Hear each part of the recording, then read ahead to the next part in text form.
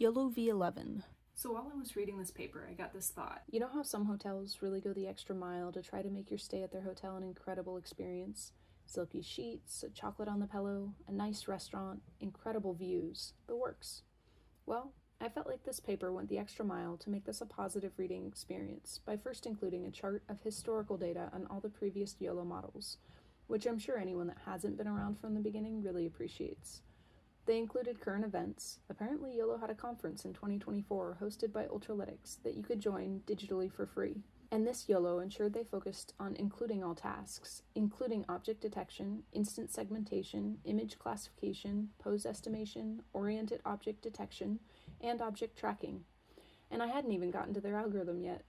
So again, they focused on increased accuracy and efficiency, building on YoloV8, while keeping in mind all tasks they now support. One thing worth noting, because there's such rapid development in YOLO models, they're not able to simply build one on top of another, but they're skipping over the latest advancements in the most recent model.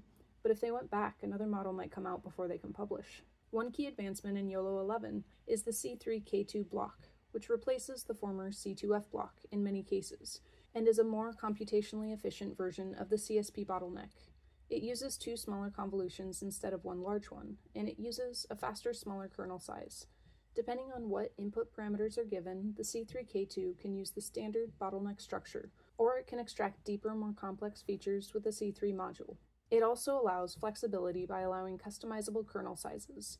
The C3K2 block is used along with convolutions in the backbone, which supports building feature maps to extract features at multiple scales. At the end of this pipeline, they use the spatial pyramid pooling fast block from previous models to aggregate the information between convolutional and fully connected layers, allowing the backbone to learn faster.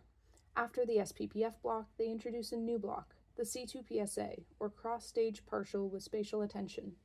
This enhances the spatial attention in the feature maps, allowing the model to focus on more important regions within the image, resulting in improved accuracy. The C3K2 block is also used in the neck, which helps aggregate the features using upsampling and concatenation of different feature maps at different resolution levels to pass on to the head. In the head, there are several CBS or convolutional batch norm silo blocks, which help refine the data by extracting relevant features, stabilizing and normalizing the data flow through batch normalization, and using silo activation function to support nonlinearity, improving model performance. The head varies based on the task at hand, but object detection has the set of con 2D layers to reduce the features to the number of outputs needed for the bounding box coordinates and class prediction. Ultimately, for each object, we're still getting a bounding box, an objectness score, which gives us the confidence, and a class score, which helps determine the class. If you'd like to see where I implement this algorithm and others, check out the Bathroom Terror Detector, and don't forget to subscribe for more.